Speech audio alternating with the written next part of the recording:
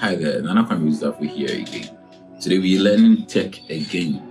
We're going to get out. One of the most trending topics in Ghana is eSIM, or better still, embedded SIM or electronic SIM. Yes.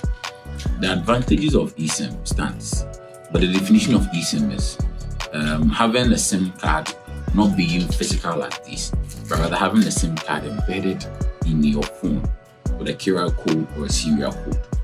These are the advantages. One, it gives you space.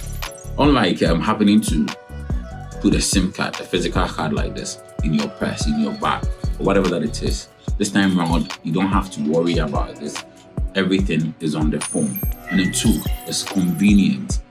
Well, putting SIM card at the back of your phone was something that we all used to do, yes. But this time around, everything is on the phone. If it's 2 SIMs, 3 networks, everything on the phone. You don't have to be carrying physical SIMs like this.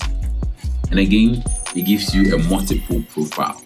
Imagine the stress of carrying 2 phones on you at the same time. I mean, you don't like it, yeah. So this one, it gives you access to connect 2 SIM cards on your phone, multiple profiles, and you're good to go.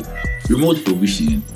Unlike the physical SIM that you have to visit the MTN office to get it, this time, if you apply for the eSIM through the MTN app, it can be done for you online. I mean, a customer care rep calls you and you are good to go with everything. And it's durable. Durability. The physical SIM here sometimes gets ejected, and by whatever means, it gets lost. But this one is not getting ejected. Everything is embedded in the phone, and until you change phone or until you delete that eSIM, it's forever on it. These are advantages. Catch me another time for the disadvantages. Thank you.